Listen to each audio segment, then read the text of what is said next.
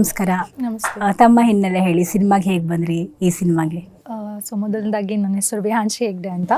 So ನಂದು Davanagere.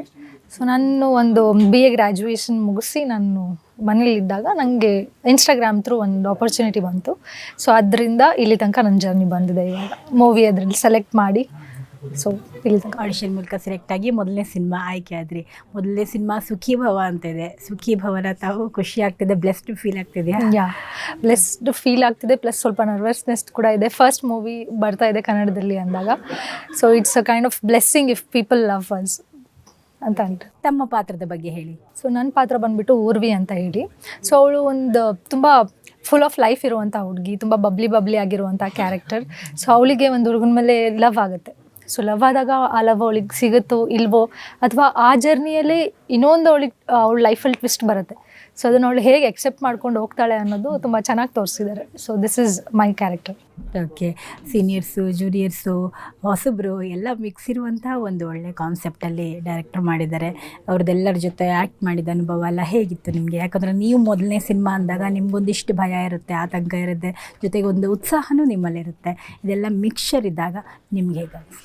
Actually ನನಗೆ first ಬಂದಾಗ ತುಂಬ ಭಯ ಆಯಿತು, ನೀವು ಹೇಳ್ದ ಹಾಗೆ. ಆಮೇಲೆ ನಮ್ಮ ಟೀಮ್ ತುಂಬ ಕಂಫರ್ಟಿಂಗ್ ಆಗಿದೆ, ಡಾಮಿನೇಟಿಂಗ್ ಆಗಿಲ್ಲ, ಇದೇ ಮಾಡಬೇಕು ಅದೇ ಮಾಡಬೇಕಿಲ್ಲ. ಫಸ್ಟ್ ಅವ್ರು ಆರ್ಟಿಸ್ಟಿಗೆ ಕಂಫರ್ಟಬಲ್ ಮಾಡ್ತಾರೆ.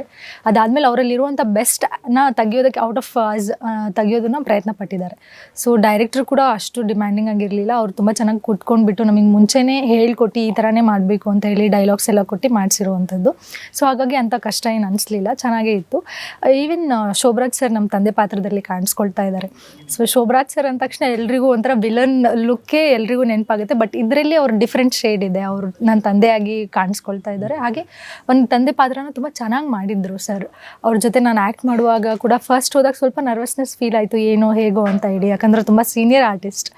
ಆಮೇಲೆ ಅವ್ರು ನಂಗೆ ಕಂಫರ್ಟ್ ಮಾಡಿ ಇಲ್ಲ ಆರಾಮಾಗಿ ಮಾಡು ಅಂತ ಹೇಳಿ ಸೊ ನಂಗೆ ಪಾತ್ರನ ಹೊಗಳಿದ್ರು. ಸೊ ಅದು ಒಂಥರ ಖುಷಿ ಫೀಲ್ ಆಗುತ್ತೆ. ಮೊದಲನೇ ಸಿನಿಮಾದಲ್ಲಿ ಅಷ್ಟು ದೊಡ್ಡ ಆರ್ಟಿಸ್ಟ್ ಜೊತೆ ಕೆಲಸ ಮಾಡಿ ಅವರಿಂದ ಒಂದು ಅಪ್ರಿಸಿಯೇಷನ್ ತುಂಬ ಖುಷಿ ಆಗುತ್ತೆ.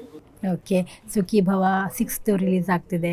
ಅದು ನಿಮ್ಗೆ ಅಫ್ಕೋರ್ಸ್ ನಿಮ್ಮ ಹೊಸ ಸಿನಿಮಾ, ನಿಮಗೆ 8 ಸಿನಿಮಾ ಇರ್ಬೋದು, ಆದರೆ ಆಲ್ರೆಡಿ ಈಗ ಟೀಸರು ಹಾಡುಗಳು ಹಿಟ್ಟಾಗಿವೆ. ಜನಕ್ಕೆ ಒಂದು ಕ್ಯೂರಿಯಾಸಿಟಿ ಬಿಲ್ಡ್ ಆಗಿದೆ. ಆಡಿಯನ್ಸ್ನ ಹೇಗೆ ಕರೀತೀರಾ? ಸೊ ಫಸ್ಟ್ ಆಫ್ ಆಲ್ ನಿಮ್ಮೆಲ್ರಿಗೂ ನಮಸ್ಕಾರ.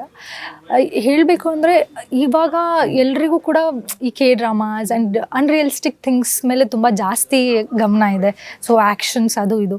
ಸೊ ಅದ್ರದ್ದು ಹೊರತುಪಡಿಸಿ ಇದು ಒಂಥರ ತುಂಬ ಫ್ಯಾಮಿಲಿ ಎಂಟರ್ಟೈನರ್, ಒಂದು ನಾಸ್ಟಾಲ್ಜಿಯಾ ಕ್ರಿಯೇಟ್ ಮಾಡುತ್ತೆ. ಓಕೆ, ನಮಗೆ ಎಲ್ರಿಗೂ ಕನೆಕ್ಟ್ ಆಗಿರುವಂಥ ಮೂವಿ. ಯಾರಾದರೂ ಒಬ್ಬರು ನೋಡಿದ ತಕ್ಷಣ ಓಕೆ ನನಗೆ ಈ ಥರ ಆಗಿತ್ತು. ಪ್ರತಿಯೊಂದು ಕ್ಯಾರೆಕ್ಟರ್ ಯಾವ ಥರ ಇದೆ ಅಂದರೆ ಪ್ರತಿಯೊಂದು ಏಜ್ ಗ್ರೂಪಿಗೆ ಕನೆಕ್ಟ್ ಆಗುತ್ತೆ. ಅವ್ರ ಲೈಫಲ್ಲಿ ಈ ಥರ ಸಿಚುವೇಶನ್ಸ್ ಆಗಿತ್ತು ಅಂತ ಹೇಳಿ. ಸೊ ಆ ಥರ ಒಂದು ಮೂವಿ ನಿಮಗೆ ಖಂಡಿತವಾಗ್ಲೂ ತುಂಬ ಇಷ್ಟ ಆಗುತ್ತೆ. ನಿಮ್ಮ ಟೈಮ್ ವೇಸ್ಟ್ ಆಗೋದಿಲ್ಲ. ತುಂಬ ಕಷ್ಟಪಟ್ಟು ಹಾಗೂ ಇಷ್ಟಪಟ್ಟು ಮಾಡಿರುವಂಥ ಮೂವಿ. ಎಲ್ಲರೂ ಕೂಡ Feb 6th ಥಿಯೇಟರ್ಸಿಗೆ ಹೋಗಿ ನಮ್ಮ ಮೂವಿ ನೋಡಿ ಅಂತ ಕೇಳ್ಕೊಳ್ತಾರೆ. Thank you. ಸುಖಿ ಭವ.